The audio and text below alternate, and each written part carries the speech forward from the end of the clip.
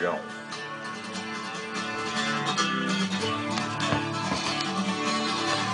What's up, jabronis?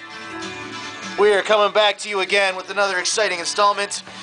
This week we have Justin Haper of Somo in the house. Potentially a break dancer, one absent Jake the Snake, and me, your loving host. Holy shit, that's loud. I was excited about Fishbone. This week we are bringing the 15th installment. Once again, we're always brought to you by Common Sense, my favorite gift shop. Go check out their stickers and books. I say that, but I mean that. They have a sick selection of books. I've got a bunch of really good literature from them. And again, it is getting warmer. The girls look really good when they wear those hippie dresses, even though I'm not a big fan of patchouli. I like them. We're going to jump into the Humpcast.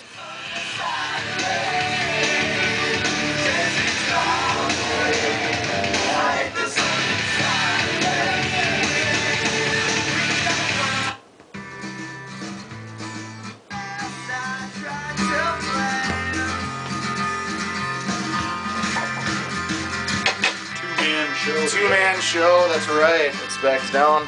Make sure we got everything in here. Oh yeah. I better grab my beer.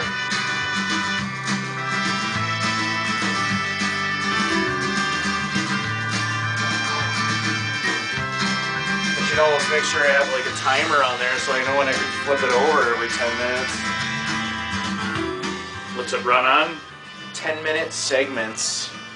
This guy. guy. Does the light change or anything? Well, you would certainly hope so, but I don't know. We're limited. I'm using this little small pink digital camera. So whatever. Thanks again for tuning in, guys. 15th installment. 15 of them. It's exciting. It's maybe it's not. I don't know. It's been a crazy week. Been shredding guitar like nothing else, and have some prospects coming up. Might be getting back into I'm going to be getting back into it one way or the other, into some metal, and I'm excited for that. We have a show that's coming up, not this Saturday, but next Saturday, and that is going to be at JJ Billiards. Oh, and they're doing a show there. Well, I was contacted by a fellow named John Oliver, and he is musician, I believe, from Sioux Falls. He played in a band called In Search of Atlantis, and he's out in Minneapolis, and he's on tour with his band, Alistair Hennessy. And I have no idea what that's a reference to, but he's on tour with that band and some other band from St. Paul, and they're called, I really dug them, they're called Blank Page Empire. And I was really digging their sound. Not that there's anything wrong with John's band. I mean, all the musicianship was definitely there. I'm just not into the screaming thing. I don't know. Maybe it's just me in my old age gravitating away from shrieking, incoherent shrieking. But I mean, I think it has its time and place in music. I mean, it's definitely. I think that they could potentially be a really kick-ass band live, and I actually kind of expect that they will be, because like I said, the music is really good, it sounds really good. There's just a lot of the screaming stuff, and some singing and some screaming, whatever. But anyway, also on that bill is Stay Lucky, a band I play bass in, 3-piece, and Some People's Kids. I'm interested to see these guys. I heard some raw recordings, some lo-fi recordings off their Facebook page, and I liked it. I had a long conversation with, I believe, their bassist about recording over the phone, and I don't think he'd ever really done any time in the studio. He definitely never had been to Cat House, and he had heard that he had just heard some. He was misinformed about a lot of things that he had heard as far as Mike goes. I mean, he's very efficient, very fast, and he was told that that Mike was very overly assertive with how how your band's going to sound. Which couldn't be further from the truth. I said. I did bring you the Somo record. Oh, nice. Yeah, couldn't be further from the truth. He's there to just simply provide you with a great sound to begin with, and where you go from there is up to you. You know, that's all in how prepared you are, and you know what direction you want to go with your sound. So I mean, he's a sound engineer. It's like I don't know what that's like. It's like going to someone who's really good at painting and say, just paint me a picture, and then when they bring it to you, so, well, you didn't paint what I wanted. Well, you got to tell them what to paint, stupid. Like, you can't expect everyone to make your art for you. I've recorded with Dresch twice, and it's always been super smooth. We've always kind of let him know what we want. The last time we recorded, when Somo recorded last year, 14 months ago, 17 months ago, we went in, we pulled 20 tracks, roughly 30-some minutes, and we did it in about 14 studio hours, and I bet 6 of them were spent on vocals. Oh, wow. Which I would have figured would have been the fast part, but you get under the fucking microscope and you got the headphones on, yeah. and you start to hear yourself, and you're like, yeah, you never hear yourself in practice, and then you want to enunciate, and it turned out great. I had a good time. Yeah, We'll be back. Recording is a huge pressure, I think. Well, I mean, I love it. I love it.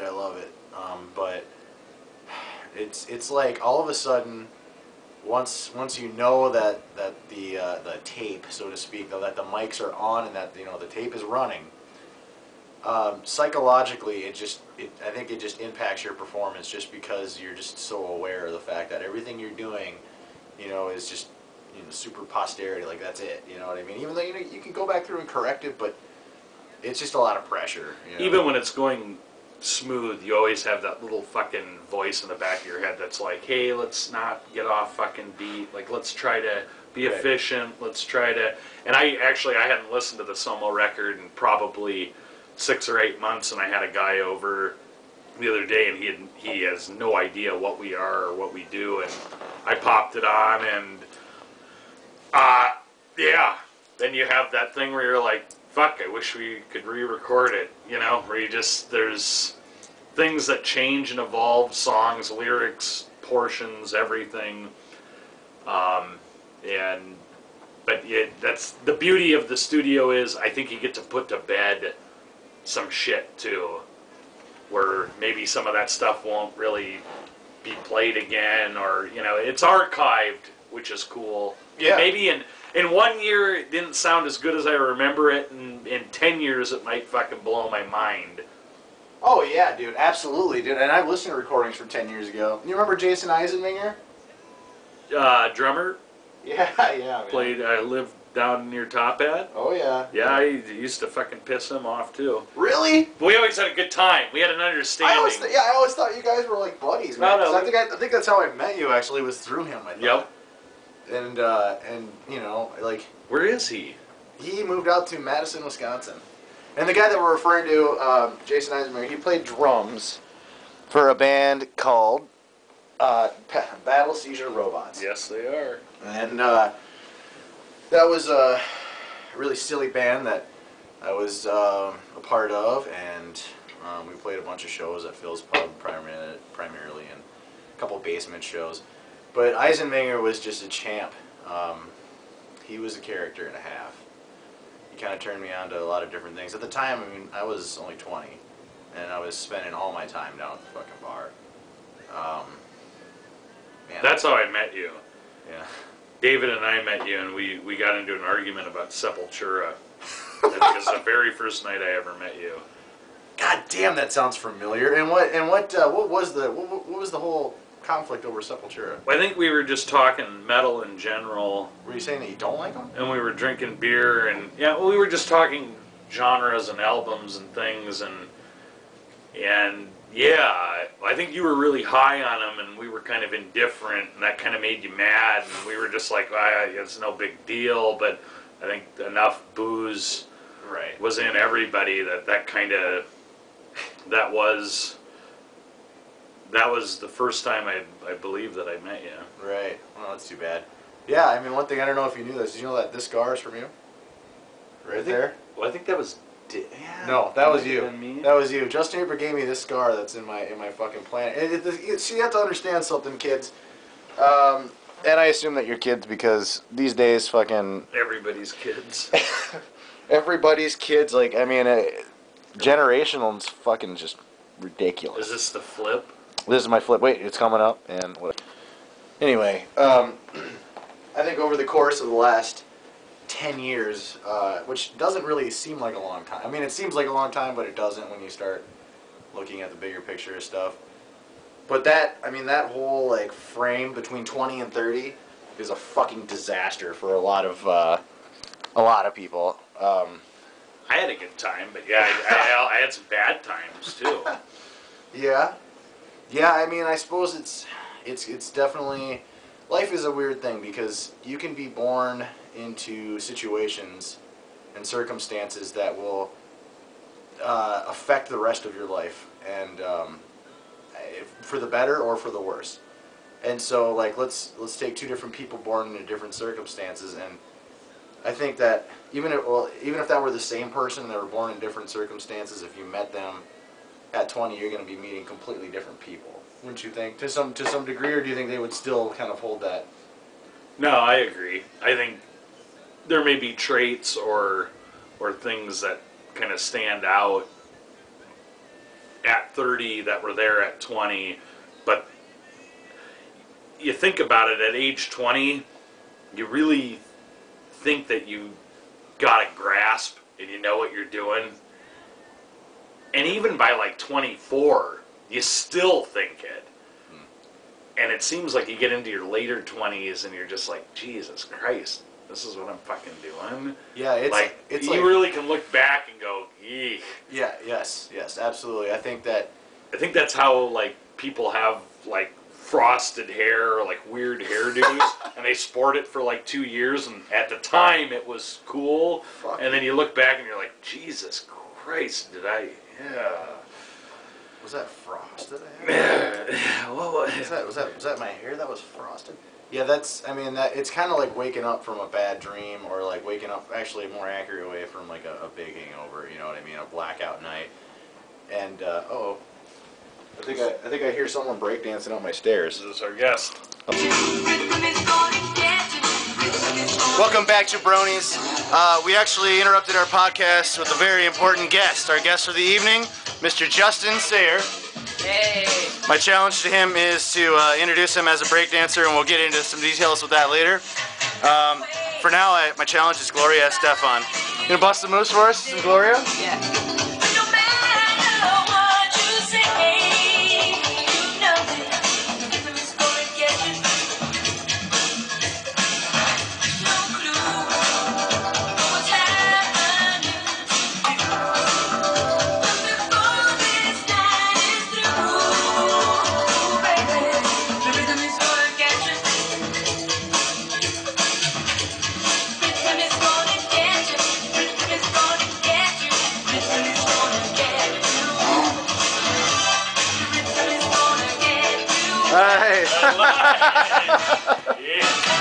Oh shit, that's so fucking great. Small carpeted little area. Tiny carpeted area. It's beautiful. I like it.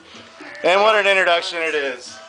What an introduction Welcome. it is. Welcome indeed. So we know Justin. I know him through where I'm employed at. I won't mention where that is. Just to add to the mystique of everyone's lives. We lost the table too. We lost the table. Well, the table was already on its way out, to no fairness. But okay, so Justin, so tell us, you're from Sioux Falls? I am. Originally from Sioux Falls. Yep. All right, born and raised here. McKenna Hospital, when it used to be called that. McKenna Hospital. Oh wait, isn't it? It's not called now. It's Avera. Isn't it Avera McKenna? No? Something like that. I don't know. I've never really followed the. Yeah, I was Hospital born there too, but I've always been associated with Sanford. But So- let's not give them any more plugs. Sanford. My mom worked for them for like 30 fucking years, so she still works for them. Yeah. Okay, so you're local, and you're 23-year-old pup. You just a youngster. Young blood. What made you start getting into dancing and stuff? Really in middle school. Gloria Estefan. Glorious. No. No. It wasn't that good of a story. Middle school, you're really bored. You figure out or you find stuff to do. My thing was breakdancing. My friend, I got taught by my friend. He was out from California. And basically, yeah, you swap moves, you swap techniques. Was there ever a moment growing up in Sioux Falls, South Dakota, when you were like, God, I got winded just watching you. Where you were like, let's battle, and you just battled on the streets of Sodak. It was never that. No. Never battled anyone like in a club situation where someone I've battled goes people. Battling that these days. Like I've done that. It's not as badass as people make it out to be. It's not as badass. Because it seems fairly bad. Oh, gotcha. In South Dakota, there's only like 5 guys, and I hung out with all of them all the time. So there was never hatred. like really big rival. Okay. It was more friendly competition. Gotcha. So, but like from other states, yes. I've battled Chicago. Chicago people are just really mean. Just in general. Just in general. A lot of black people. A lot of black people. But the jam we were at was... There's a lot of black people everywhere. Except for South Dakota. I went to Atlanta. Yeah. Oh, well, yeah. If you go to like the Mecca, right. And then you come back and you're just like surrounded by white people. Atlanta, I believe, is like the most disproportionately like African American city currently. Like, I mean, there was like a whole. And it was just a couple years ago. So. Okay, yeah. I mean, but I mean, it was kind of all. Yeah, I read a fucking story about it where there was a big movement of professional African Americans that were being established in the suburbs there. You know what I mean? Yeah, like Outkast. Yes. Little John. No, not like them. No, they're all from there though. They are. Well, yeah. That whole tribe, I think there is like a whole group of people that kind of fed Technically, they're professionals, but that's not the type of professional that I'm referring to. You're talking like Michael Vick, or I don't. I'm talking like dentists and fucking. Not like high-profile celebrity idiots. Okay. No. Ah, man. Anyway. There's a lot of good doctors down there, though. Gotcha. There's billboards for that. Right. You know, so you're local here, and then are you part of like a group? Like, do you have a consistent like group of dudes, or are you just like a freelance dancer? I'm a freelance dancer. So we used to. That's Loafer Life.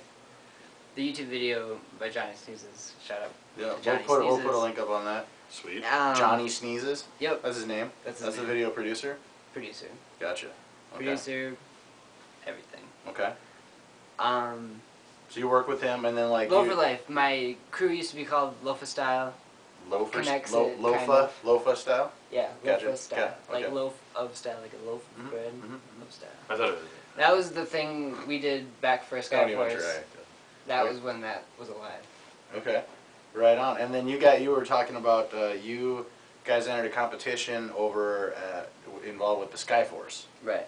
And they did a halftime deal then? A halftime competition thing, yeah. It was all group? It was all like... We went up against a girl that sang Respect by Aretha Franklin. Oh, so it was like basically just a talent competition. Right. So it was open to anything then? It was. Oh, okay, right on. We were the only dancers in dancing. Oh, wow. The most entertaining thing ever. So we were a shoe-in as far as So you were the only choreographed dancing? Yeah. I assume it was choreographed. Because if you guys all went up there and just started dancing differently, it probably would look like chaos. Or is that what they call the Harlem Shake? Is that what that is now? Is that where everyone's just doing their own dance? Or? Well, I think it's like a foundation of some sort. A really loose foundation to the dance, but then you just freak out. Oh, okay. I've actually yet to see it, but maybe I haven't. Don't really. Was the basketball court a good surface for that? Yes. Was it? Like, probably like... Yeah. Ideal. As good as it gets? Because it's slick. Yeah, I mean, if you're going to like... Yeah. I imagine that, because they actually, the Skyforce for years had 3 guys that would kind of, they would dance in between. And they were always really good, and they would never let loose. There was a few times where they'd let them fucking go loose, and they used to get the halftime when there was nothing booked, and they'd get like a full, like 12 minutes or whatever to kind of woo the crowd. Was it 2 and I always just go out and dance? No, it was 3 guys, and 3 guys, and throughout the game they were always kind of around doing their shit. But then every once in a while they'd get the halftime to actually like do it. But I always felt like they never let them really unravel like they should. Yeah. But I imagine that then back to the surface. I imagine that to be a pretty. When I was a kid, and we're talking mid '80s. Beat Street era, Mm-hmm.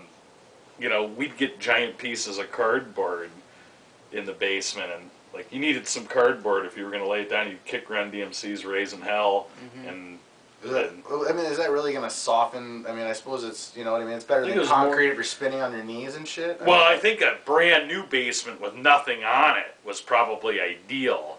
So you had to combat carpet, which is where I think the Oh, cardboard I see, sure. came from. Right, But right. I don't. Yeah, talking Well, out my ass. Yeah, I have no idea. It seems like wouldn't cardboard be less like abrasive? So many people that Coming back. Sorry, sorry to interrupt, but we need to get the fucking shit going, right? Sorry, you were saying, Haper, you hate people talking shit about the Mac? No, actually, I was gonna say, are there hot spots in town that you'd like to dance at, or there are like areas, you know, like for geeks that have like gas powered, you know, remote control cars, you know, like a fresh blacktop parking lot's like the place to be. Yeah. Take your fucking car and run it, you know, because are there any areas like is there like is the mall a place that you can go? Like, is there You get kicked out of the mall pretty quick. for doing it? Yeah. But I mean, because you had talked about the basketball court being Right. No, but an wood ideal floors- surface, but Wood floors are the best, and that's our holy grail, if you will. sure.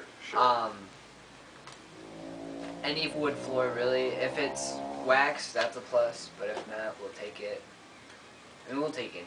Wouldn't wax like make it like really like treacherous to fucking dance on? I mean, if it's freshly waxed, we're not talking. Or like, I guess I'm not a wax enthusiast. okay. However, Would if a it's like bowling lane be? we do it in the Yeah. bowling alleys. Yeah, like not Like, not the not the- lane, not but the the lane. actual where Yes. you line up to. Because to me, that's That's pristine. That's pristine dancing. there you go. Conditions. That- I learned something else. Dancing. Donnie has a kid, and that area that you line up for bowling is a good place to break dance. This Yeah. is probably the best spot to break dance. Probably one of them. We actually, my friend Denny, he's out in California right now. He goes to the bowling lanes and takes a shot at Hennessy every time he gets a strike. Oh wow. And also you have to do flares, so you're just drinking and dancing. I don't know what a flare. Is that just like a burst? It's a burst of like muscles and Sure. just energy. It's this moot trick. It's gymnastics. Oh, okay, Yeah. gotcha. That one. Right on. And so I believe we were talking about, you know, that competition that you guys won, Yes. and then I think we were kind of delving into like, okay, so you're a dancer. I mean, you would call yourself a dancer, right? Yeah. Did you do any like studying? Did you like go like to that place, that dance place that I walked by? We didn't really study. It's Okay. a long. Well, I mean, so you'd be self-taught versus like, I mean, Yeah. because like I'm self-taught playing guitar, We but I actually took just- lessons to begin with. Yeah, we leached on the resources. They had a studio, we needed a studio. They had some lights, we needed lights. But they let us do it for free, and they're just like, Wow. whatever. But also, there was this person, his name was Flat Rock, that was his b-boy name. Casey is his real name, he died. What did you die from? That sucks. Motorcycle accident. Oh wow. But he taught us also more of like the dynamics and how you should act, almost the cultural aspects of dancing versus just all the dynamic technique and everything else. Yeah. Do you run it? I mean, you seem a bit precocious for your age. Like you seem a lot more chill than the average 23, or at least a lot more chill than I was at 23. And that's kind of what Haper and I were talking about, how we originally met before you arrived. Mm-hmm. And as I was about to address, like I was knee-jerking my way, and we're kind of delving into that because, you know, I've got a kid, and you asked me when. Right. And it was really early, right? Yeah, And so, my mom had one at 18. wow, there you go. So- So she's probably a young mom. Your kids are going to turn out like me, probably. Okay, well that's cool. Yeah, I mean, just anyway, I think some people can gracefully make that transition. I guess I certainly wasn't one of them. I had a major chip on my shoulder, and fucking I didn't really fucking work through it until later on. You know, like I think closer to like 28, 27 is when I finally slowed down, and fucking I was like, and I started really taking self-evaluation. You know what I mean? And being like, oh fuck, You know what I mean? My thing was every time, and I'm one of those geeks that I really like my birthday. I don't like to have like a big party, but I respect my birthday. I take like 3 days off, and I fucking drink by myself. I watch baseball by myself, and it's like my deal. And That's beautiful. it used to be when I was like 22, 23, you'd always look back. We still got about 5 minutes. Right on. I got it synced up. So every time it hits, you know, when it hits 20, we're beautiful. But but like when I was 23, 24, I'd have a birthday, and I thought I was making progress at that time. And you kind of look back at what maybe you've done in the last couple of years, and you're like, God, that was stupid. And then, like you said, 27, 28 was actually where you're like, holy shit, there's like 7 to 10 years of stupidness that I actually can step outside of myself and go, I can't believe that I was doing that. Not to say that you can't teach an old dog new tricks, because I still feel like I'm learning things, but not at the rate in those early 20s, year to year, incrementally. I could look back at it and go, I did this, or I fucked up with this. Yeah. And it seemed like I could. But wouldn't you just basically say maturity? I mean, like, it's just the more insight, the more, I mean, not necessarily insight, but the more self-aware that you become, and just the more, you know, the less... Well, there's self-awareness, and then there's self-entitlement. And I think in your early 20s, you're both of those, but they don't necessarily coincide. And then I do think you hit a point where you're like, where they do click, where you are self-aware, and then you actually realize what you're entitled to, or, I don't, yeah. No, I mean, I can see what you're saying there, because, I mean, it's funny how, I don't want to get all new agey and shit, but it is funny. I mean, in order to manifest any sort of success with anything, you do have to have some sort of confidence in your ability to achieve it. And, I mean, all the things, all the bridges, all the major accomplishments done by people have started out in someone's imagination at one point. So when people are manifesting things that are just ideas, or just, you know, synapses firing, and then it goes to drawing it out on paper, and then it goes to, you know what I mean, all these stages. But eventually, I mean, in order to actually make something happen, I think you have to have a certain level of confidence.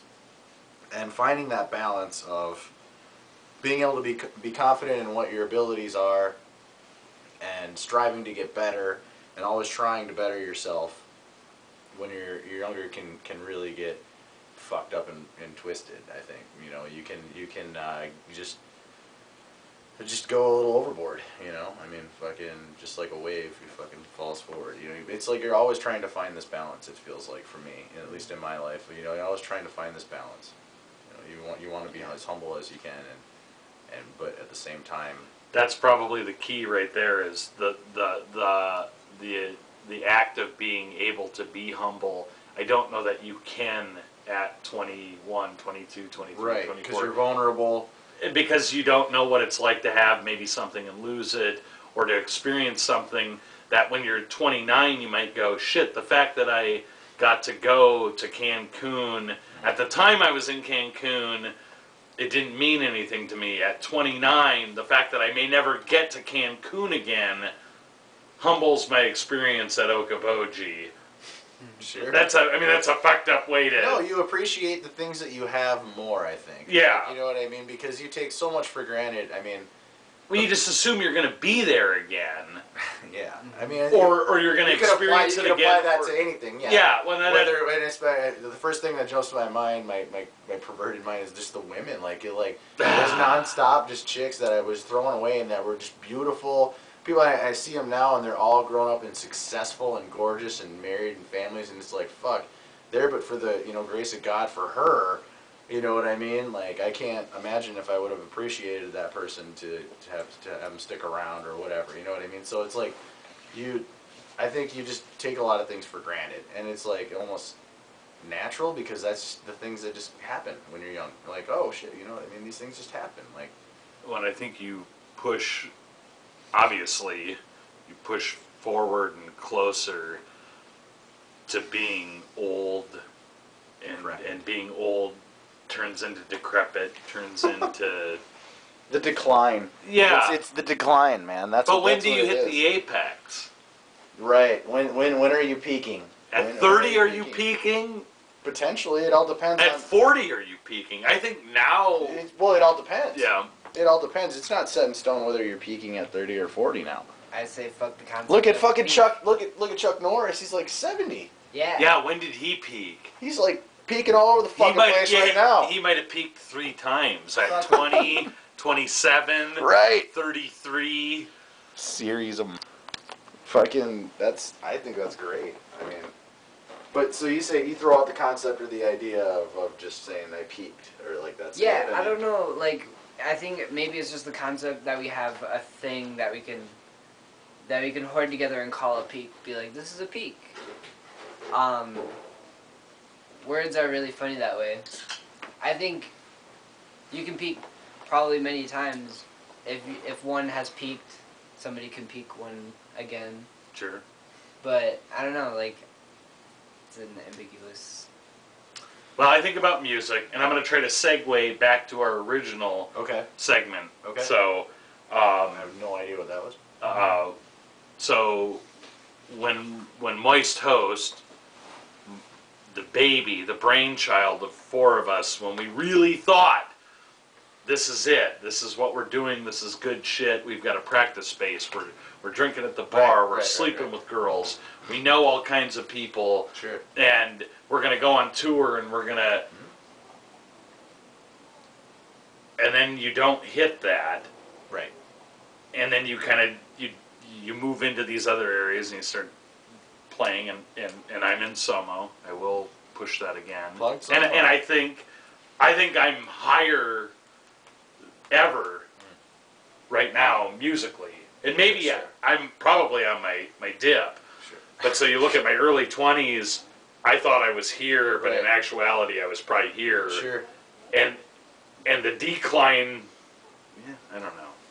Well, I don't. For my own personal experience, I've been at it for a long time, man. I mean, 15 years I've been playing in bands. From the first time I picked up a bass guitar when I was like 14 years old, it was strictly because I had 2 other buddies. One said he played drums, and the other played guitar. And the other guy played guitar legit, and it's like, man, let's start a band. I was like, oh, okay, that was easy. It just totally made sense, you know? Yeah. And so I went to my dad. I was like, can I get a bass? And to his credit, he's like, yeah, that seems about right. And he fucking ran out to the music store with me and fucking... Seems about right. Yeah, that's how you think of bass guitar. It's like, well, you're not smart enough to play guitar.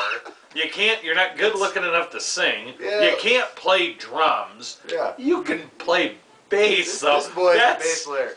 Yeah, that was my slot to fill. Is that an inferior instrument? No, it's an underappreciated one, though. It's not that, but see, I was always guitar, and I was always kind of thrust, even in my high school, into where I was thinking about music. I always took that frontman role. And now I play bass, and I'm kind of a third of what we are. Well, and I love it. I was the bass player for the band, but I mean, from the get-go, I was. You guys know Rika? Who's that? Rika? I don't know. It's a band. No. How about Legacy? Go check out Legacy and Rika, kids. Check them out. I don't know. No, I mean, from the get-go, like every band I've ever been in, I've been the leader of. I mean, essentially to some degree. I mean, like I'm always a major driving force within it, and you find the dynamics within all groups are always people that, you know, there's not necessarily always just one leader, but like there are people that are consistently driving stuff forward, that are producing material that is, you know, more, you know, that has that higher level. Well, and then you got to has that highest level of involvement in everything that's going on. And then you got to kind of make executive decisions too. Like somebody's got to be like, "Hey, this is what we're fucking doing, and I'm going to draw the line." And yeah, I mean, usually everything has been very democratic in all the bands I've been in. It's just the general consensus. I mean, that's normally what you appeal to, but it's all about who's asserting the ideas to get there. You know, like, yeah, we take band votes, but like, what are we voting on? We're voting on ideas that people are producing. So I mean, like within anything, within any project, there's going to be people that are the producers of it, the people that are producing the ideas for it, the people that are really driving that project forward. And it could be multiple people. I mean, that's usually the way it works, and that's how it works ideally. That's when you start seeing really successful bands, is when everyone kind of takes on that more, ambitious. Well, and we role. feel it like with Somo because we're a hobby, Right. and the more and more that keep going. the more and more that we play and we get into this hobby once a week type of mentality, my roommate Dave, he takes the initiative to go, we need to just book studio time. Whether we have material written, he'll go, we're going to record in February. Yeah. Whether we're ready or not. I'm booking it, I'm putting my money on the line. I mean, obviously we all pay for it, but the time's going to come and it's going to sneak up on us, and then we're going to be forced to act, and then we're going to have to do it. And I think that's what you were talking about, Donnie. It was, I think somebody needs to ultimately someone needs to make a decision, though.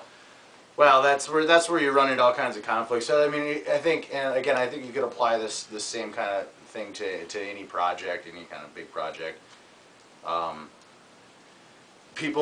There has to be a right combination of elements in order to make something happen. I mean, there's so many people that want to play music, but that whole series of obstacles and setbacks that you're going to encounter starting a band and producing music and putting it out there and trying to promote it and play the shows behind it. I can only speak personally about music, but I could see it in other different projects. Well, I was thinking like in the dance, like being more solo. Like you can dance on your own, and then you can be impressive with 6 people, or more impressive as a group. Right. But you can still succeed on your own.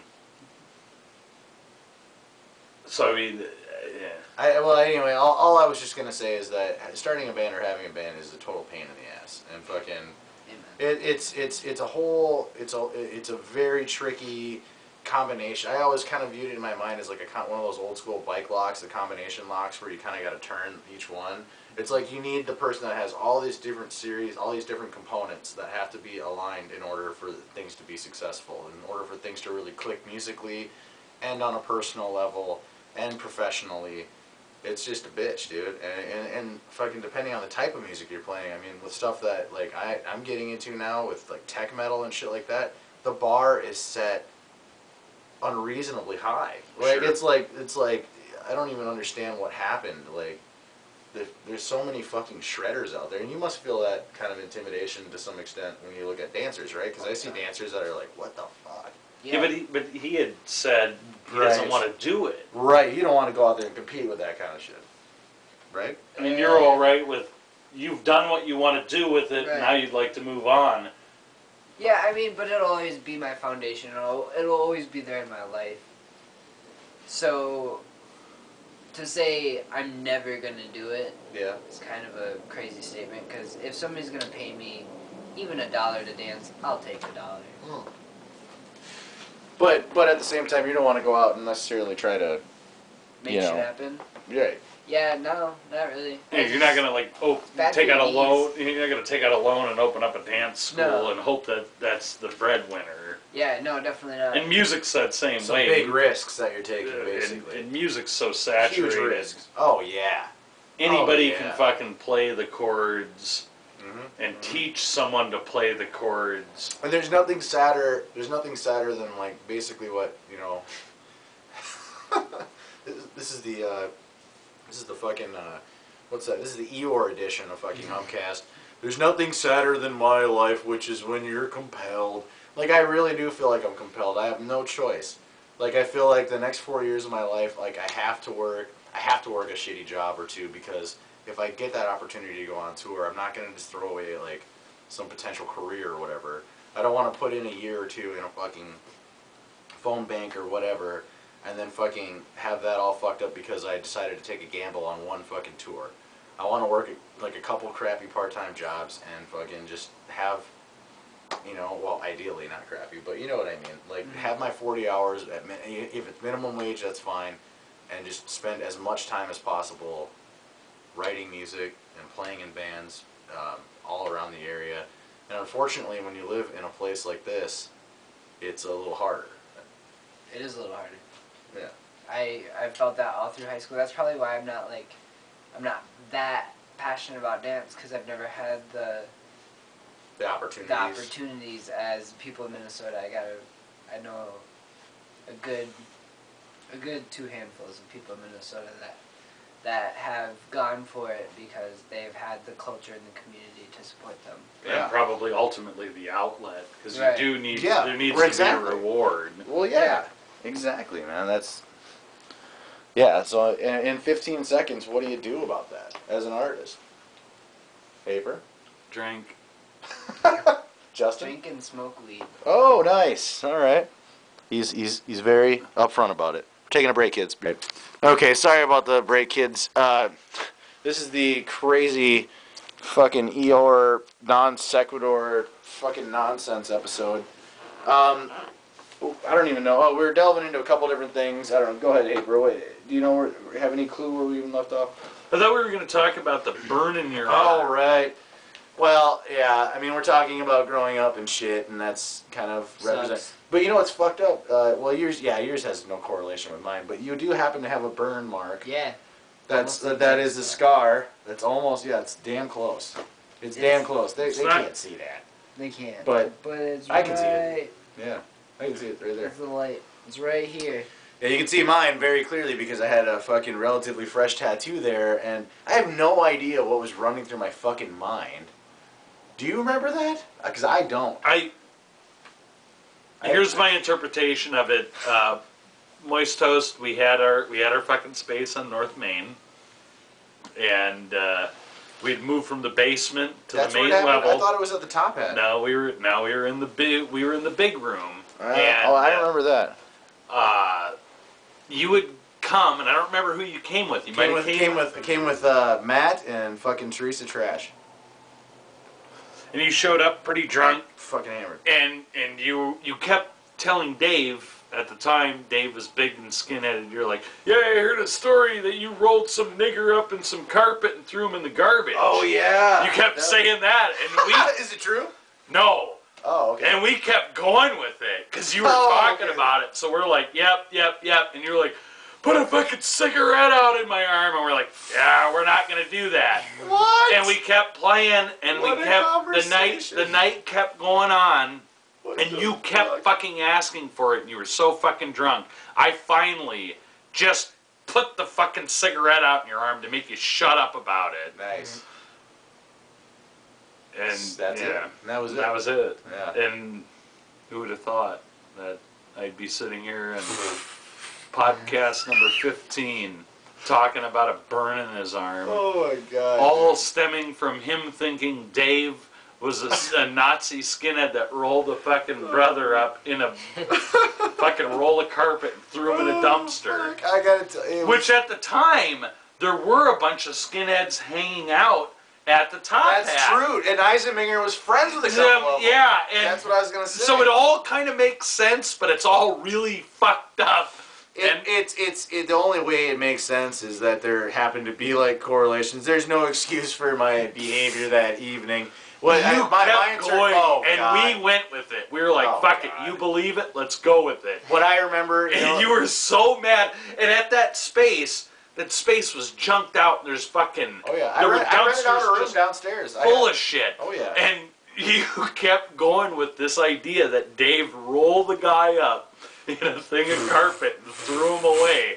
And I don't even know who the fuck told me that. That rumor must have been based where? Why would someone come up with It's that? probably out of Top Hat, because at that time we were hanging out there a bunch. They were saying that there were Nazis hanging out there and that they were actually carrying out acts. You know what I'm saying? But like, you would assume that like Nazis are prone to do these random acts because that's the only thing they do. I mean, is that The weird- Is that or do they just like privately have their philosophies? Well, no, and they're the like, weird we thing- should probably start a race war and then just sit at home. Like, no, I mean, I would assume they maybe go out and do fucked up shit, right? I think Or the not? weird thing about the I think so. Nazi skinhead group that used to be here, I don't know where they are now, was I think that they were kind of gay. So there was that weird self-hatred We're all getting killed now. of being gay, but being hateful. And Right, it's sure. really weird because my buddy Aaron lives in Olympia, Washington. And he knows a bunch of fucking racist fucking skinheads. And they're a weird fucking group. They're the type of people that'll bust into a house and butt fuck you. Awful. That's Whoa. awful, dude. Yeah. I mean, that's truly. It's a truly I don't even get a that. truly evil act. I mean, what the fuck is wrong with you, dude? Why would you even fucking do some shit like that? So Better so whip out your phone for a timer. It's this is gonna- where we're at. Okay. So Well, I'm just saying that, like, okay, so you gotta. let's get into our stretch run. Well, I'm I'll just. set the timer. Okay. Yeah, it's coming right up. All right. All I'm saying is that, yeah, I would apologize to Dave that night. And I think your drummer was there too, Andy. It was just like Andrew, the three. And I was there with Matt, and I was super fucked up, and I was like, great, here I am. The only reason I'm here is because I'm fucking out of beer, and fucking I'm here to watch a band, and I watched this band, and I just remember you guys finished the song and just being a fucking asshole about it. Like, yeah, you guys suck. And then, like, fucking, I don't know. It was just awful. It was just an awful encounter, like, altogether. Like, I was out of line, so. Anyway, fucking, yeah, so I don't remember asking to be burned with a cigarette. If that gives you kind of indication. You were That's like, just oh, fucking Bert, ridiculous. you were fucking all for it. Like, oh, put a cigarette out at me, and I wouldn't do it. And after an hour of you saying it and being fucked up, I just finally, you weren't looking, and I just did. And I was like, fuck it. He wants it. Yeah, I remember, the way I remember, I thought it was at the top hat. And I thought I was just holding my arm out, and then you just fucking did it. And I was like, cool, and just walked away, and that was it. No, it was on 610 North Main. Did I have any reaction at all? Because what I remember is just like being like, somehow my idiot brain was going, yeah, man, just because I didn't feel anything. I remember getting burned. Like I remember Skin not melting. Yeah, I just remember just being like, huh, that's cool.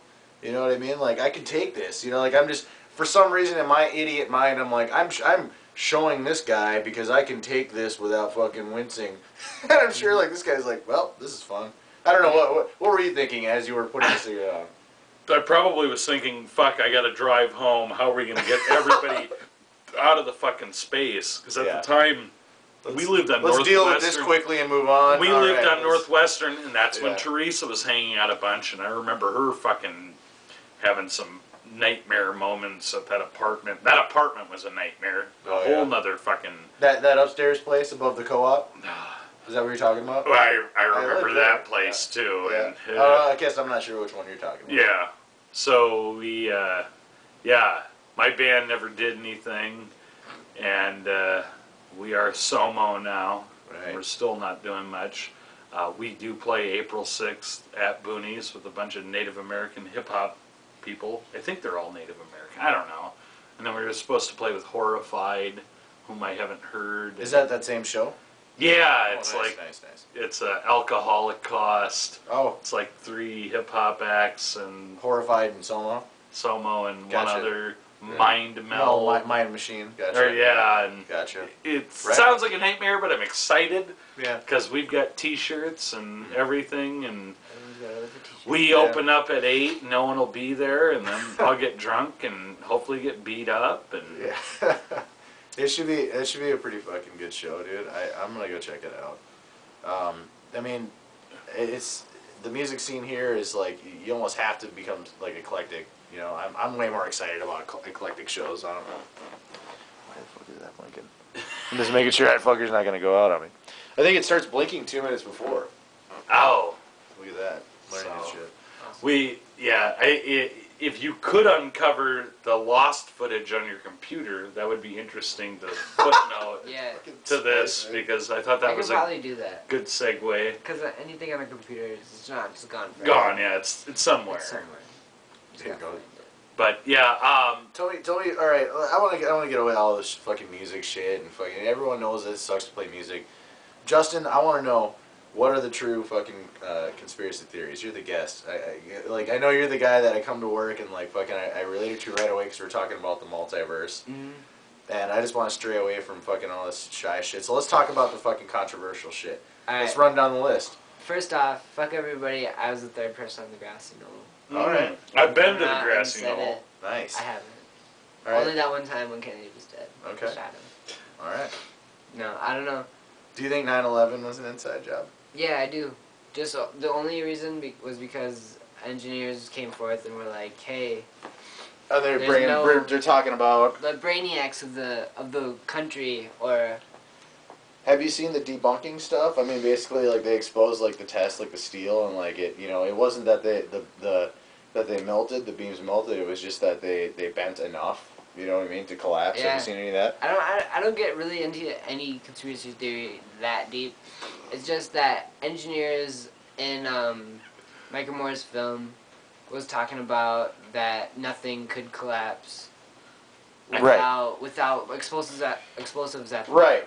I actually have a beautiful moment. I've only been, and I'm on the big campus hanging out, and I'm going through a museum, and there's these twisted portions of the 9/11 attacks in this display, and I'm standing there with my buddy, and I look at him and I go, "Can you believe that our government actually did this to us?" And this woman in the fucking museum was so fucking appalled by what I said. And I laid it pretty fucking normal. I just had my arms crossed. I was like, I can't believe our own government would do this to us. Were you just joking? Oh, yeah, and I said it loud enough, though, because my buddy thought it was funny, and then there were people in the museum with these pieces from the fucking Twin Towers.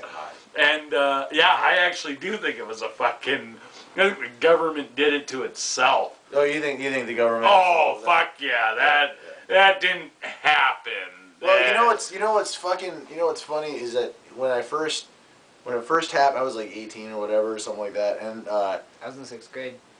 I remember where I was, like brutally hungover, but yeah, oh yeah. I didn't find out until I so didn't even know. I steered away so much from the media and all that fucking shit. You're like me in any school shooting that went on this year. I'm like, oh really? It's so awful. Yeah. Man. But I mean, as far as like, it never even dawned or occurred to me that something like that could be constructed by our own government. You know what I mean? I think so. And it's like, it's so sad. You know what I mean? Like it's the only things that really left me with really big question marks were Building 7 and I don't know, Building 7 really. Building 7 was just fucking weird to me. Like, I mean, like the whole thing, like they were saying they found molten steel and shit, you know, like as far as the towers go and the way that they fell, I have no fucking clue if that's the way a fucking skyscraper that size reacts when it gets hit by a plane. I don't know, okay? I'm not a structural engineer or whatever. But I can look at Building 7, and first of all, I was like, I never heard about Building 7. Was that the building that just... No, it was Building 3. Yeah, it was the third building that fell, and it was like 49 stories. It was a big fucking wide building, and the way it fell, it just went kink in the middle and fell. Yeah. And they were like, oh, it was because of fucking... Damn, Jack. It was because of fires. It was because of fires that were on the... Sorry. So... I'd like to conspiracy theory? I mean, is it a conspiracy theory? Yeah, of course it is. I mean, but you honestly think that 9/11 most likely... done by our own government. I'd like to think that our government wouldn't do that. Welcome back, kiddies. This has been the most ridiculous Humpcast to date, but what are you gonna do? Can't do anything. Just gotta sit there. We're gonna sit here and we're gonna finish out this gosh dang language. I gotta remember my language. Hey, we scoop. Where did Justin go? Oh yeah, we actually, it's crazy. We had people break in the windows as soon as we even mentioned the 9/11 thing, and they hauled him off. He might be back next week. I don't know. We'll see what happens. Guys, gotta stay tuned. All right, yeah, or whatever. So, so we're finishing out this insane Humpcast. It's been a series of nonsense. And antics. Yeah, we moved the table. I broke stuff. I don't know. Whatever. It's been, yeah, you know, whatever. But we are very happy that we had an opportunity to catch up with Justin here and talk with him and witness some glorious Stefan dancing. You know, maybe you'll be goodly enough to grace us with another dance before you take off. Something. Oh, definitely. I mean, I don't know. How did you feel dancing to Gloria Stefan? Did that make you feel good? Yeah, I can dance anything. Pretty much anything that has a beat, though. Yeah. Because if I played some death metal. death metal, I just want to do this too. That's just what you want to do. Yeah. Yeah, there's no dance really. There's no interpretation. Yeah, it has to have a beat and like a slow, like, I mean, definitely not a slow beat, but I'd probably say 120 beats per minute. I don't know what 120 beats per minute would sound like, but you know, a groove is what I would think. Yeah. You know, it's got to be something that's bouncy enough to you know funky. What I mean, have it. Yeah, a little funk. Yeah. Yeah, for sure. Now, so you listen to a lot of rap music. Do you think that's a side effect of being a dancer? Definitely. Like, I'm hip hop culture got me hooked when I was really young. It's mainly just like the drums and bass, you would think, right? Yeah. Well, I guess I never picked apart hip hop as a genre of music. I've never picked out. Oh, it's just drums and bass. That's all it is. I can see the emphasis of drums and bass in the music. But I'm not a musician. I'm a dancer. Sure. You haven't dabbled at all in any like making music or playing guitar or playing drums or anything like that? No. Dabbled in. Ever The tried? only thing I've dabbled in would be writing lyrics, and that's it. So you want to play the riff of the day then for the day? I can't play guitar. Just kidding. Sorry. Yeah, no, playing guitar is absolutely absurd. Like if you've never played guitar and like you just pick one up, you know what I mean, and try playing it, it's fucking it's so freakishly foreign. Yeah. I mean, I remember when I first started, dude, like just playing those first chords, and I mean, I went to this thing that was called an arts camp when I was I don't know, I want to say 7th grade, 8th grade. Okay. And they had like it was like this camp where you'd go for during the week for a few hours during the day, and then you would have, you know, these different classes where you would study acting or you'd study creative writing. You know, like you'd have like a couple, like an hour block of that, and then dancing was one of them. And like the whole fucking like it's like you didn't even really get to dance. All it was just fucking sitting there like on the floor with your legs in the air, like doing this fucking shit, like trying to get your fucking like core like so strong and like this and that. Like the workout routines and shit that dancers go through is absurd. Yeah. I mean, like it's absolutely nuts, dude. I never really had like a workout. Like me and my buddies just did it for fun, and we were passionate about it. That's what we did. So we didn't really have a strict schedule of like related to football players today. They'd have to work out so often. We didn't do that. We just But wouldn't you practiced. get winded? I mean, don't you get winded faster without the conditioning? I mean, we conditioned definitely. Our conditioning was just dancing. Like we danced. We were on a pretty strict schedule in like middle school to high school. We got done with school. We did our homework. We went to dance for like 3 hours, 2 to 3 hours. So that in and of itself was kind of what the conditioning was. Yeah. Just the constant, you know, practice of it. Sure. And it was Monday, Wednesdays, Fridays. Wow. Sometimes Fridays. Usually we didn't do it Fridays. Don't tell anybody. Okay. Well, that's crazy, man. I mean, anytime you're committed to a craft like that, you know, it earns my respect. You know, you said that you don't want to go out there and mess with the muck of being competitive with other people and getting out there. I mean, like, it's different, you know. And also, like nowadays, we do the multiple TV shows and the multiple movies that I'm sure a bunch of studios got $1 million off of. Both of the dance is a trend nowadays, kind of like break dancing. It's always been there, though, dude. It's always been there. Dance. And I would like to think I did it before that, which makes me that much cooler. No, buddy, no, dude. Dance has been around like it seems forever. You know. It's true. Same with same with music, and same with I mean, like I have a great love and appreciation for art in all of its forms. I mean, whether that's like culinary, whether you can cook your ass off, you know what I mean. And yeah, see, that's great, and that's something that people will take pride in, and you know, I respect that. I think that's awesome. I think that's just as much an art form as someone that can pick up the guitar and shred on it, or you know, art comes through in different ways, and you know, with this whole DJ thing that's come about now. I mean, I have a friend, Apollo, or DC Apollo.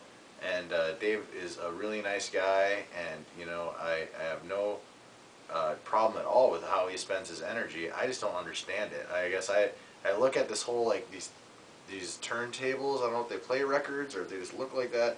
I just don't know how any of it works. You're splicing together songs, and it's like you're taking songs that, you know, it would be very, very easy for me to take pot shots at it as a musician for like the last 15 years. You know what I mean? I could sit there and just beat it up. You know, just beat it up. You're not a musician. You're fucking someone who's taking other people's work, and you're not putting in any kind of effort. You know, you don't have to pay your fucking dues and fucking build the calluses on your hands and fucking build up the muscle memory and this and that. Right. All right, but I'm not Muscle saying. memory is a bitch. What's that? Muscle memory, it's a bitch. Dude, fuck yeah! I would imagine as a dancer, you'd know all about that shit. Yeah. Fuck. So. You gotta do shit, and then you hurt yourself, but you gotta do it more, and you hurt yourself more. Oh, it's the same thing on guitar, dude. Trust me, man. Like, it's, yeah, I would imagine. yeah, it requires a lot, you know. And anyway, I don't understand what dubstep is. I just know that like some stuff sounds cool, and it sounds cool. You know what I mean? Some of it sounds cool to me. So other some, you know, it's who am I to dictate what the fuck art is? I guess, you know. I think it comes in all forms. So I don't have any problem with it. The only thing that I would have any issue with is if anyone got really pretentious about, you know, them being, you know, an artist or like having, you know, fucking Like chip on their shoulder. yeah, you know, any DJ, which I've never encountered, and I can't imagine I ever will. Hopefully not. You know what I mean? But like, just I don't know, man. Like it's just different tastes. I think ultimately people have these different tastes. And, you know, for instance, you're super into rap music. You know, and we were just talking about that. You think it's just a side effect of you being a dancer, but it seems like you enjoy it on another level also because you have favorite rappers and stuff. Right. Maybe. I mean. Well, it's tied in. I mean, I get into hip hop culture. I say hip hop as a culture because that is what I was taught from like KRS-One, Alienist, Guru, a bunch of different hip hop heads, if you want to call them that. I was researching on YouTube. Just like me. But you're from here just like me, and like I was fascinated with that whole culture as well because I grew up in the 90s, and I don't know if you knew this or not, but like the 90s was literally the apex, I think. Second time I used that word today. I like that word, apex. It was like the epitome, man. Like I really do think it was like a big crossover for like African American culture into mainstream like society in the 90s. It was like a full-fledged. It was a full-fledged trend. I mean, it wasn't even a question. You know what I mean? Right. You can see it in like skateboarders' jeans, like they're just baggy, oh yeah, and everything is baggy. And not only that, like we adopt like the language, like the vernacular, like it like now like texting is just all like all of a sudden everyone is like in the band or everyone's in Gangstar, everyone's Guru. They're like I nigga, I see, holla at your boy. You know what I mean? And he's like, what am I typing? What am I you know, like, how am I typing this? Like, anyway, so that's interesting. You know, the whole like rap and hip hop culture to me, like I said, I was fascinated with it when I was younger, but I quickly learned that it wasn't for me, just because I think I ultimately just was not like macho enough to try to embrace that type of thing. Like, there was so much shitheadedness that came along with it, you know, like just, and it's just like anything, like it's basically, you know, I mean, like I certainly didn't want to be a cowboy, but I gravitated towards, you know, outsider cultures like punk rock and heavy metal because, you know, these were people that, because it was a culture of outsiders, you didn't really have to like have anything to prove, like, I don't know, you know what I mean? It was like, shit, man, I can just like this music is so great and it appeals to me, and I happen to have a bunch of other people that, you know, it appeals to too, and we can dress, you know, the way that we want to dress, and you know what I mean? Like, shit, that's an awesome patch. I should get one of those. All right, and fucking, you know what I mean? And all of a sudden, it's like what was once outsider becomes mainstream, and now like punk rock it's just a weird fucking ongoing like thing that, you know, that fads, you know, come and they evolve and they, you know, and they leave and come back, and you know, next thing you know, we're all doing Informer. We're like, that's it. 20 years from now, it comes back. Yep, that's right. Or the denim jacket. The denim jacket, yeah. I mean, tell us about. So you're kind of a Renaissance guy. So you like to do the dancing. I do. I like to do the dancing, and you like to make coats. Jackets. You sewed that whole thing. No. No, all right. You like to do designs, and you have a screen printing deal. Is that? Screen printing I do on the side just as for fun. I typically screen print any shirts I want to shoot. sometimes I'll get really into a design and just run with it. Do you think like short films then also? I mean, you mentioned that. Short films. I sold my NEX5. Shout out to Sony. Ha, just kidding. Fuck you, Sony. Yeah, I use a Sony. Well, Sony's alright. I sold my Sony NEX5 just to get a better, higher quality camera. Okay. To shoot shorts, documentaries, whatever my passion project is at the time. Sure. Right on, man. So that's cool. So, I mean, you do like a lot of writing, or just like, kind of. A lot of storyboarding. Sure. I'm just sketching stuff too. Sketching so sketching, and and you solely mentioned images. Painting too, right? You did some painting too. Painting or stenciling. Stenciling, and that's another facet of hip hop culture that I was interested in. And spent Stenciling? Spent a bunch of energy. Actually, graffiti. That's Is where it graffiti or stenciling? Like, is that the same thing? There's two different things. You use like tips, like you get the tips, and you can like these guys that make these big fucking awesome like cool pieces. Like, that's from like using tips and shit, right? That's using tips, whatever you can, paint, markers, whatever you got, whatever you can do. There's different techniques. There's different things there's different ways to do things. However you can do it. Right, exactly. Way. You know, it's fascinating. Like, it translates to music. I mean, especially like I'm self-taught. Like, I got a bass, and I went and I got some bass lessons from this guy, and he showed me what the names of the strings are, and he was like, here's some scales to practice. And I just ran out and turned on my favorite songs, and as soon as I learned tablature, I was just jamming along with my stereo, and that's how I learned to play, was playing along with stuff. Awesome. But like, I totally lost my thread. Where were we coming from again? Stoner moment. That the guitar, it makes me want to say it, but it's on the tip of my tongue. It's a good thing. That it's a good thing I have editing. This won't be. You can do things different ways, and there's different techniques. Right. Okay. Thank you. Thank you for tying that back together. No problem. Maybe I'll edit that out. Maybe I won't. No, yeah, I got it. Yeah, no, it translates to everything. It translates because if at a certain point you're cut loose, and it's like, well, you see all these other people that are, if you're in this world, like, as a guitar player, you're surrounded, you have all these players that are out there, and you take all of this information in, and you're like, okay, I can only speak from an individual perspective, but like, it's like, okay, I can't make a conscious effort to try and carve out my own unique sound, but I have to do that. It's always there in my mind that like I want to try and be separate from the rest somehow. Yeah. You know what I mean? Like try and like so you want to, but I mean, I think ultimately I think about it, but when I'm writing stuff, I just write stuff. I mean, I do. When I do write stuff, I evaluate it right away. And I'm like, does that sound like anything else that I know? I show it to my friends. Does it sound like something else that you know? Because it's possible that you hear shit and subconsciously it just comes back out. And then like next thing you know, fucking like, dude, that's a riff from fucking this song from that band. You're like, oh fuck, damn it, you know what I mean? I get, and kind of translates to dance. Sure. And every move you could be that biting someone's style without realizing it because you're all in the same circles and you're all doing similar stuff. Similar shit, and then you just do it, Yep. and you're like, oh man, that was awesome, and they're like, yeah, that was done already. Right. So you run into the same type of shit. That same type of shit, Right. same type of story. Yeah.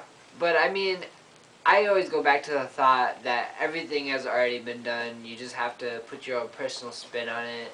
Right. It should come naturally though, right? I mean, for me, like I feel like the stuff that I write, it's like you could be a dick about it and be like, yeah, that sounds like everything else, but at the same time, like, not really. I mean, like, it's always going to be unique to some degree. I mean, unless you're really, unfortunately, like just that marginally talented, or the stuff that you write is just not very good, and it's very, whatever you want to call it, derivative or whatever. You know what I'm saying? Like just redundant. That sucks. And I'm sure like the really good players would look at the stuff that I write and be like, I've heard that 1,000 times. So who knows? It all depends on what level you're at. But Well, yeah, I think you just try to do what you can, right? I mean, as long as you're not making you're not passing off other people's material as your own and saying this is mine. Yeah. As long as you're not doing that, then I mean, you're safe. You could be doing something. You could have came up. Why wouldn't you come up with the same ideas as someone else in your field? You know what I mean? Like Right. that's if you guys are trying to push boundaries of your own personal creativity, you're in similar areas. It's gonna happen. Overlapping ideas, great minds think alike. Expression exists for a reason, right? You heard it first. You've heard it here first. I just came up with that phrase. It's amazing. But I also think it's a lot of. It has a lot to do about timing and when it was created and when it was used, and I mean, dancing came Innovation, I think, is what you're basically referring right. to. I mean, like there's something to be said about being really innovative. I mean, that's what everyone strives for is innovation. Right. Maybe some people don't. Maybe some people are really trying to appeal to a certain segment, and so they will rigidly stick to that. I mean, you run into that tons, with bands, and people will get pissed if they deviate into some other genre of stuff. What the fuck? But that's cool. All right, sorry about the break, folks. Another smash cut amongst many smash cuts. So we're getting drunker. We're hanging out. We're more drunk. Yeah, we're more drunker. I don't know. I'm the drunkest. So we're finishing out a podcast. If you hung in here for the last hour of nonsense that occurred, I applaud you. There was some cool dancing, I have to admit that, and we want to definitely thank Justin for coming on the show. We gotta thank Donnie for inviting me. All right, I thank myself. I thank all of you guys for liking the page. If you like it, again, share it with your friends. Message them privately. Say, hey, check out this shit. This shit's fucking crazy. This guy's talking about fucking weird shit. And he has break dancers and fucking songwriters and talking cats. But we're reaching the end of the show. I know it sucks every time, but here we are. I mean, what do you think, Justin? We were just talking about tying up kind of the end of the idea of what really defines really great art, and innovation is like definitely a huge component of like what measure you are as an artist, stuff you're coming up with. I mean, I assume as a dancer, I have to say, right, Michael Jackson, pretty much the fucking the master. I mean, dude, the moonwalk, he's really good. Really good. I mean, fuck, like who else even fucking touches that guy? I mean, not a lot of people. Just because, as far as dancing, yes, performing, plus.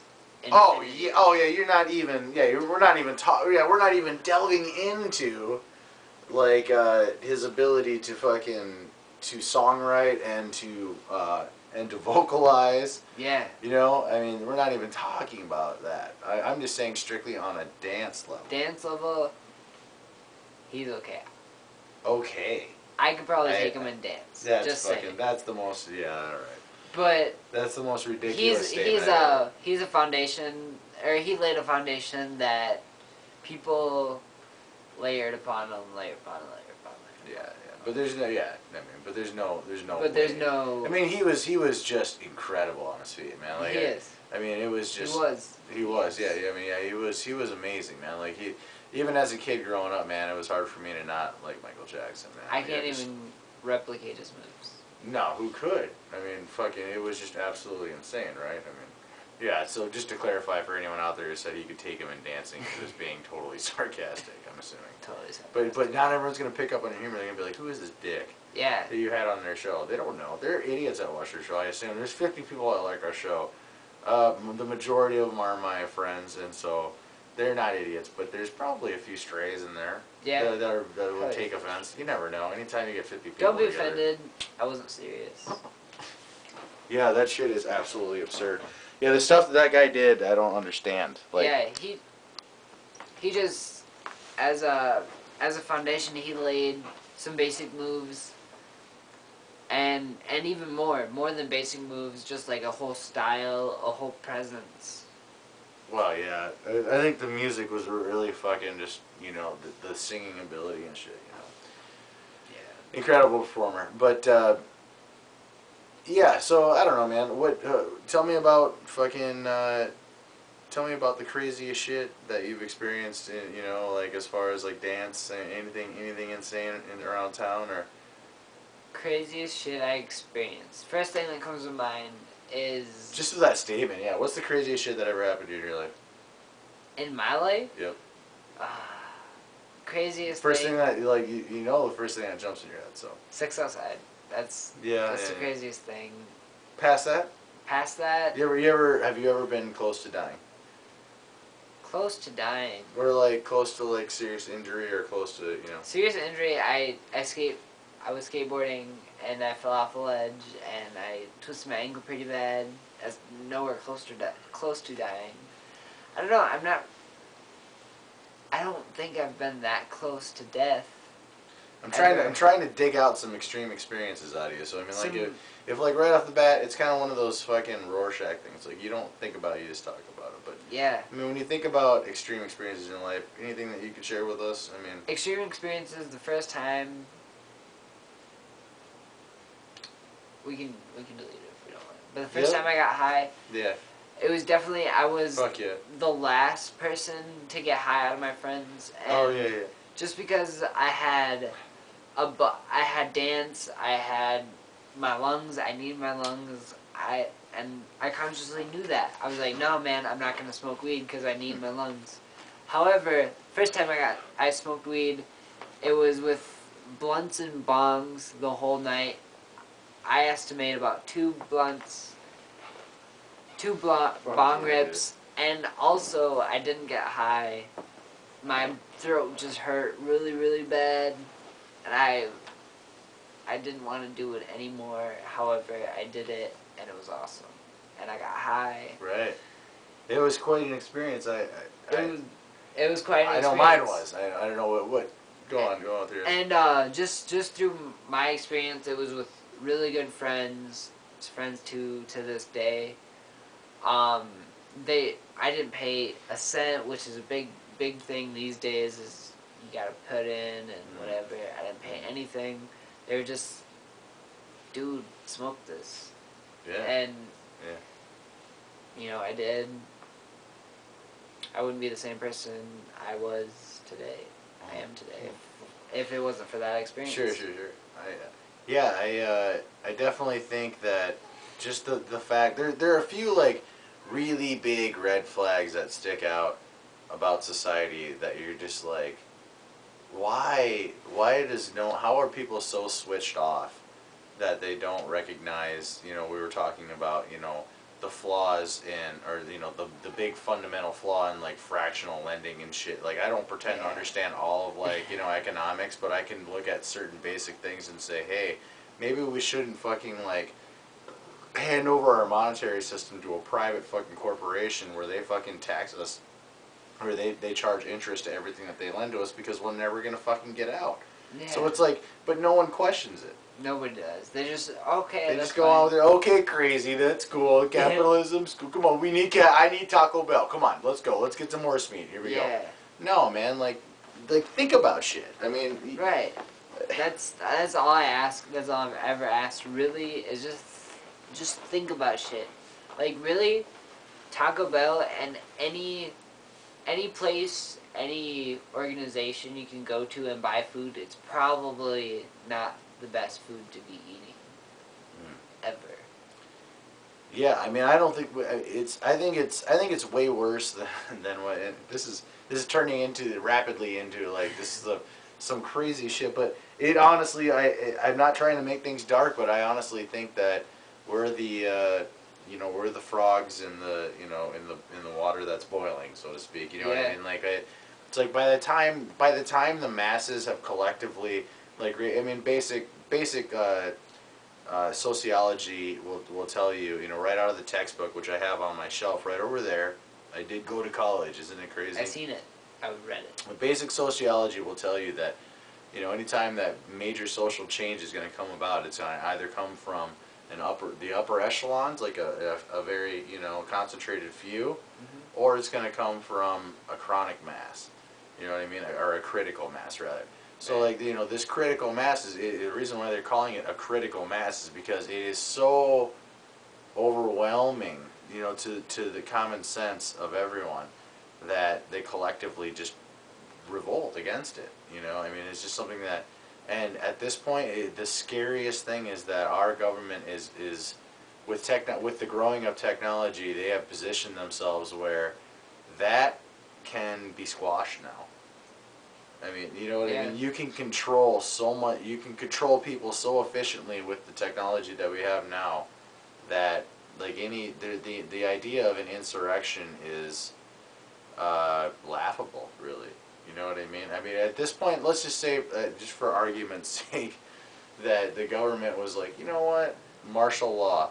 Now we have King Bush or whatever the fuck, you know, comes along, and that's it, or shit gets locked down. I mean, we wouldn't have much of a chance, right? But I mean, what would be the motivation for that? So it's like, locked down in what way? well, I think let me flip this over here. Okay.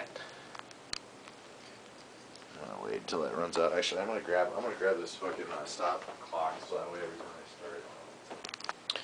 All right, so another fucking ridiculous smash cut, but hopefully that'll be the last one. Smash cut. Yeah, the smash cuts. The smash cuts. Like anyone even remembers what we were talking about. Yeah, how about you? I'm always testing your memory. I have no clue. Yeah. Something about eating something. What it really amounts to is basically, I mean, our society is so veiled. I mean, there's so much stuff operating behind the scenes that people don't want to acknowledge. I mean, essentially, you have to enjoy the life that you're given, because no one else knows what's going to happen afterwards. So it's like, whether, you know, like, maybe you're not the best artist or whatever, but I mean, you still are given this chance to, you know, this days in the sun, you know, this is it, that we're given above ground to go out and run around and do whatever, pursue at least whatever makes us happy. You don't need to be the best at it. You know, people will criticize you for it if you even get, it's like the better you get at something, the more criticism you draw, it seems like, you know what I mean? Yeah. But I mean, just go out and enjoy your time, I say. Yeah. Right? Because this is all we get. Yeah. That's pretty much what it comes down to. Yeah. Just. I think people lose track of that, don't you? I do, and I mean, I always go back to the fact that you're alive on planet Earth, and not a lot of people can say that. There's a lot of people that died in the past couple hours. And it's, I mean, to me, it's not really that big of a deal. Humans need to get off the planet. Yeah, you seem like a firm believer that there's definitely a lot more after we die. I mean, to some extent. I kind of had this conversation with other guys when we did the controversial episode. If you had to classify yourself as something, would you say you were I would say atheist. Fundamentalist Southern Baptist? No. No? No. Oh, okay.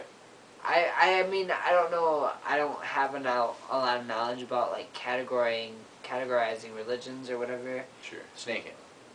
Yeah. I would say freaking atheist. I don't. Okay. I really don't believe anything happens after I die. Oh, really? Okay. I truly think it's all about energy, and whatever you call it, energy, whatever. But I believe my body will go into the ground, and the energy that my body possesses at that time will disperse infinitely, but also, I mean, not infinitely, but my energy will go to something else. But isn't that saying the same thing? I mean, by saying, like, obviously this reality that you experience as a human being, because, I mean, first of all, what I would say to that statement is, I would ask you, because I think it's kind of interesting, I mean, like, what is, you know what I mean, your personality isn't your arms. You know, you cut off your arms, you're still your same person, right? Right. Cut off everything that you have except for, you know, your ability to live, whatever, you're still the same person. You are. Essentially, like, you reduce it down, you see where I'm going with this, you see, you know, like, where consciousness is seated.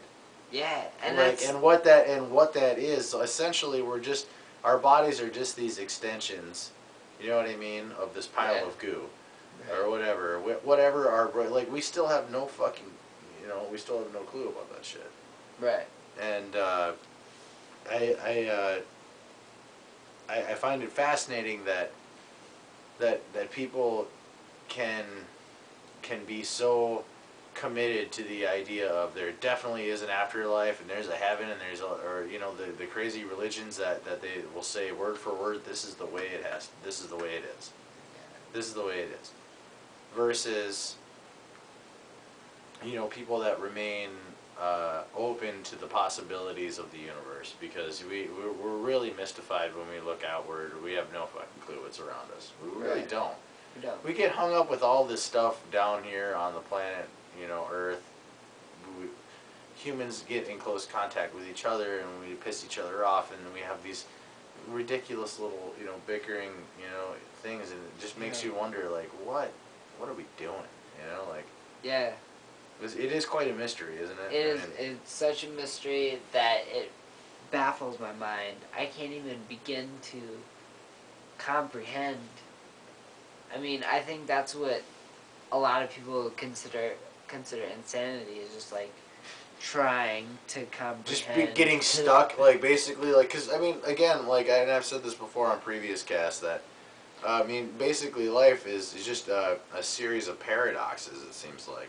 Yeah. You know what I mean? You're confronted with all these paradoxes, like, okay, here's infinity, you know, but here you are. It's like, it's almost like God had a sense of humor. Like, if you were gonna say it, gotta be the reason. It's so fucked up, That's a because sarcastic I don't ass. believe. Yeah, well, I don't believe in like a specific concept of God, because I have no fucking clue what that would even. I couldn't.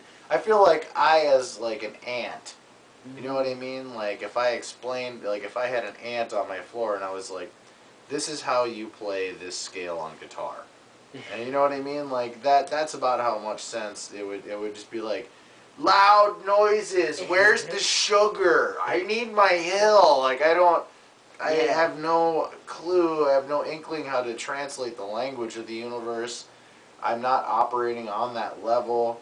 And so that's why this whole scenario of life is so mystifying to all of us. It's just like, man, we don't have the perspective to even have. That's why I find religion so fucking, I don't know what you want to call it, fucking just audacious, or like fucking arrogant, or whatever. You know what I mean? Like, that to claim that they have the answers. Like, this is, and not only that, but yours are wrong. And because they're wrong, I'm going to hurt you, and I'm going to burn you, or I'm going to fucking, you know, whatever, you know, persecute you in any way, is so silly to me, you know. But these are issues that are so personal to people. I mean, they're huge issues. They're scary issues, man. It's like, fuck, if we don't believe in this, then we don't have the God, then we don't believe in not burning each other. It's like, come on, let's get together, let's make some laws. Let's not hurt each other, and then let's move on from there. Let's all acknowledge the fact that we don't have a fucking clue what's going on. You know, like I said, like, you know, I don't believe necessarily in a certain specific idea of God, but it does seem kind of ironic that it's like this is all one big riddle. He just dropped this in. It was like, bang. Like, here, you just happen to exist in these very specific little circumstances, you know what I mean? These very, you know what I mean, very specific. You know, I mean, no water, life. This life doesn't happen. You know, like temperature varies, fluctuates high enough. This life doesn't happen. The ionosphere isn't there. This shit doesn't happen. Atmosphere isn't there. Shit doesn't happen. Like, all these fucking different components have to align, and like we just happen to be this. You know, we could totally just be a fluke. We could totally just be a fluke. I think we're a fluke. You think we're a fluke? A lot of people do. Yeah, I think we're a fluke. And what this conversation reminds me. Don't say your name. Keep going. Okay. People talking about behind my back. I'm really sensitive. It's like, fuck you, man. Everybody's sensitive about that shit. And if you're that sensitive, if you're gonna break down and cry, well, if you're inviting the shit into your life, fuck. Yeah. All right. Anyway, yeah. Sorry. Yet another perfect smash segue into the end of this ridiculous Humpcast. It wasn't. organized at all. No, this was by far the most unorganized fucking cast I've ever been a part of. Is that the right time? Is it after 1 o'clock? It's after 1. That is fucking pathetic. We we failed. We didn't even make it on the. I usually try to post this shit before midnight. I overshot it by like forever. Apologies, kids. Shit happens. You know what? We're not getting paid to do this shit. We're just fucking here to bring some entertainment to you guys and maybe shed some insight about ridiculous shit. I believe we left off talking about the universe and the infinite possibilities that it holds and the contradictions that religions hold, or that, you know, all religions really hold, essentially. And, you know, I hate to rush this to a close, but this camera I'm using sucks. It doesn't suck, but the battery doesn't hold a charge, and it's just been an ongoing struggle, and I'm sure you guys really care about it. Anyway, I'm going to close out the show again, guys. I want to really appreciate every one of you guys. I mean, like each and every one of you. Yeah. Justin, any words of wisdom that you could think of right off the top of your head to share with our vast? I mean, we're talking legions. We're talking literally tens of people. Tens of people. The only wisdom I share is the wisdom of patience. You can never be too patient, ever. Because patience, you master stuff with patience. You try stuff, you fail, and with patience, you try it again. Yeah. Yeah, I wouldn't disagree with those words of wisdom. I would say that patience is definitely a huge component of everything. We don't have a riff at the day today because I'm too fucking lazy. I'm too lazy, and I don't have enough power. Yeah, I don't have enough energy. I have the energy in my battery, and the camera doesn't have the energy, so we're going to close out the show. Again, we want to remind you to go ahead and check out Common Sense. They're downtown by the post office. They have all kinds of awesome posters and just lots of good stuff. And Monty is a great guy. He's supported music and people for just a long time. So, once again, from here at HQ, we're going to be moving on soon. At the end of the month, we'll be changing locations for the podcast. So these are exciting times, people. We want to remind you to stay safe out there. Always question authority. And remember, stay lucky. Stay lucky. Stay lucky, kids. Peace.